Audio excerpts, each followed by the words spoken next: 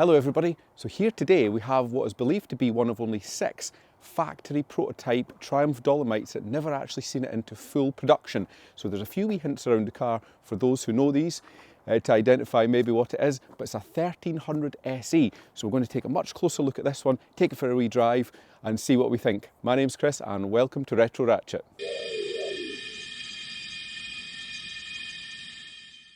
What in fact is a Dolomite 1300 SE? Well, it was a standard spec car with walnut dash, grey Velar interior, sun dim glass, SE stripes, Spitfire style wheels, or at least it was on the 1500 SE. So what we have here in front of us is one of 3 sales and marketing prototypes ever built in denim blue metallic. The other 2 were actually yellow and orange. Sadly, the 1300 SE did not make it into production, so it really is one of the rarest Triumphs ever built. Okay, so let's start with a wee walk around and look at the exterior of this lovely Dolomite. Well, the Dolomite's something I've always had a hankering after, well, particularly the Sprint model. I've never ever managed to get one as of yet, but they are such a cool looking retro 70s car. So this particular one, metallic blue, I think the colour suits it really, really well. It's quite unusual. It was usually flat colours for these. 13-inch steel wheels here. We've got chrome finishers round the rim, and little central hubcaps. They are recognisable as SE wheels. Black pinstripe running right the way along, and another little moulding strip with a little bit of chrome in it. At the bottom of the doors there, chrome door handles and some more chrome along the top of the door. So there's quite a lot of detail along the side of the car. So your door mirrors actually sit quite far back rather than typically being there. They're further back here, so that takes a wee bit of getting used to. This one's fitted with a vinyl roof. It really suits this era of car. That continues right the way down there with the wee D for Dolomite on the side. But yeah, what a lovely looking car. Proportionally, it does look a wee bit heavy on the front compared to the back. The bonnet is higher than the boot, so it's a little bit unusual that way, but that all adds to the style. I really like it. Right, so moving on to the front, I think it's quite plain, quite chunky kind of styled, if that makes sense. This one's fitted with looks like a little lip spoiler down here, which I've not seen before. You've got bumper overriders here, lovely period chrome bumpers, the Triumph badge in the middle, and then just single headlights there with your indicator and side lamps underneath the bumper there. Definitely a much more handsome beast from this angle. Yeah, there just seems to be a lot more quirky bits of style in here rather than at the front, which I think is quite plain. So the whole rear end here is all black. It's like a satin black. You've got these lovely badges, Triumph metal badges with the wee British Leyland sign in there. It's badged as 1300.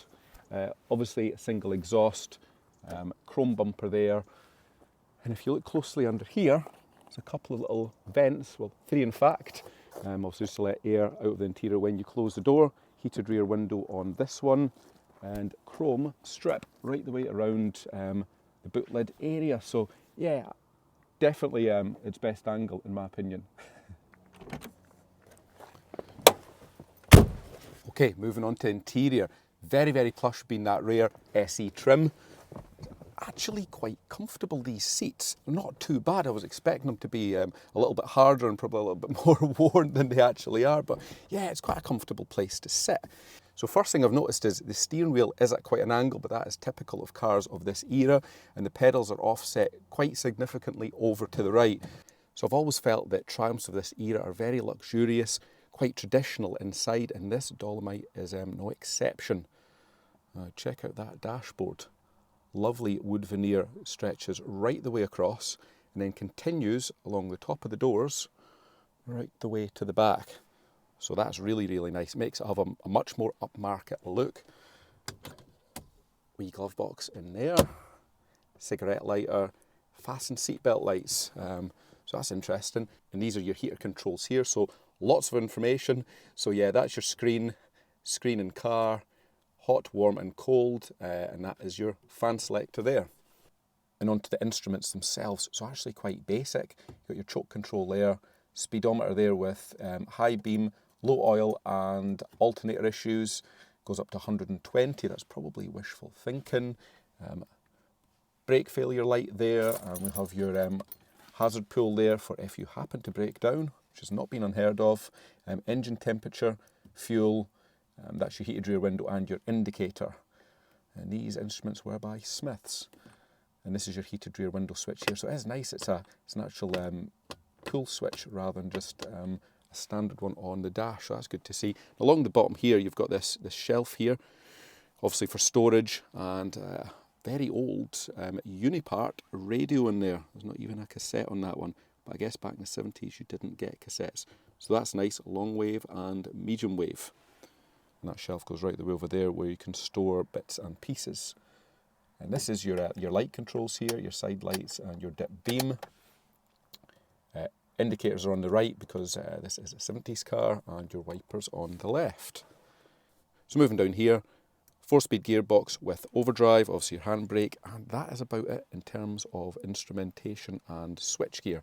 So we'll take a closer look at these seats next, I think. So as I mentioned earlier, very plush trim on this SE spec car. Take a close-up on that. Yeah, that's beautiful. And these are fitted with a headrest as well. Just that single bar supporting that there. So it does make them look like they are just perched on top of that bar. Carpets, big thick carpets in this, surprisingly. Don't know if they are original. And looking down there at the pedals, you have some Leyland badges imprinted into every pedal. So that is a nice piece of detail there. But moving backwards, when you look at that, there is quite a distance there from the sill into the seat. So that's interesting. And then the door trims. So here we have an ashtray, back in the days when you used to smoke when you were driving.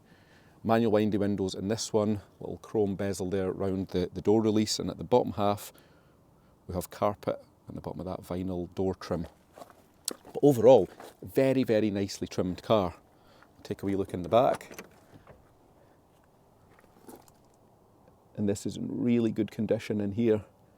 See those seats? Probably never been sat on. Carpets as well, big thick carpets. And looking there, I wonder if this car originally did come with seat belts. These do look like they've been added way back many, many years ago in the 80s. I don't know if that is standard for them just to sit there in the middle of the floor. Drop something in the comments if you own a Dolomite and you know the answer to that.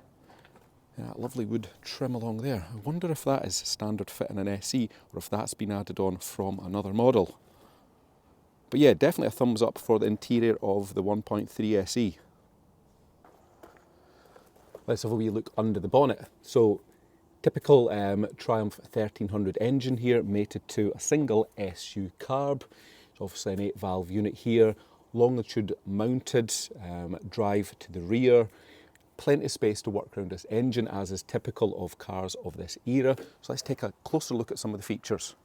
It is nice to see in older cars like this, just the simplicity. You see that suspension turret just spot welded there down that inner wing. All very, very basic. Lots of flat panels under there. But yeah, they have managed to cram everything in. It is quite a busy engine bay. So you've got that fan there at the front of the engine. Quite a small radiator, but it is only a small car.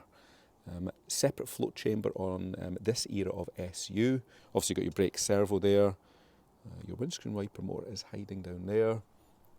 And this here, these are usually hidden in much more modern cars, is just your heater unit. So yeah, it does just look like a big big hairdryer sitting there in the middle of the engine bay. But yeah, plenty of space to put a bigger engine. I guess you did get that 2 litre 16 valve from the Sprint and 1850s in these as well. Quite an unusual looking air cleaner on it when you look at it there. To be honest, I've never liked cars where the bonnet hinges at the front. I just think it's so awkward to get into. And then around this side, we've got our alternator, oil filter, coil, distributor, and you've got your fuel pump there. Obviously a mechanical item on this age of car. But yeah, tons of space. You know, you can get your hands right down there on top of the gearbox. So that is quite handy. And you can even see your starter motor down there. So yeah, I guess these would be a very, very easy car to work on. Okay, on to drive time. Let's see how this wee Dolomite 1300 drives. Oh, a bit of a noisy seatbelt there. That's okay. It does start on the button, which is always a good sign. All right.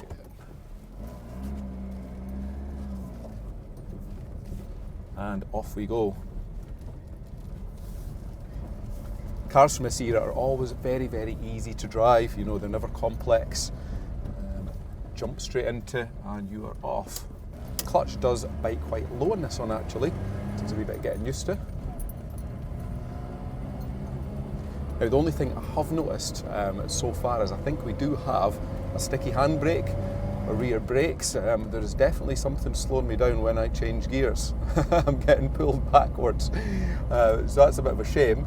It is going to reduce our enjoyment of the test drive somewhat, but I guess that's just the way it is with old cars. They get stored, and then things like that happen. Things corrode and jam on. But nonetheless, we'll still get a good experience driving it. Right, so what does it sound like? Yeah, typical 70s car. You know, you do hear that engine very, very clearly through the bulkhead there, which is great. The exhaust actually isn't too loud. Steering is very, very light once you are up and running. And to be honest, it's not too bad when you're actually manoeuvring about either. But driving position's really good in this one. You sit very, very high up, so for once I can actually see over the steering wheel. But yeah, things like this, you certainly wouldn't need power steering in it anyway. They're just so light and easy to manoeuvre about. Right, so performance, we're going to be a wee bit limited today because the brakes are fighting against us. I'll give you a wee bit of an idea what it's like. Pedestrian? That's okay. It's only a 1300 with a binding brake. So it'd be interesting to see what it was like without the binding brake. But yeah, I think it'd be perfectly acceptable and reasonable for something of this era with a small 4-cylinder engine. Certainly got quite a lot of character about it.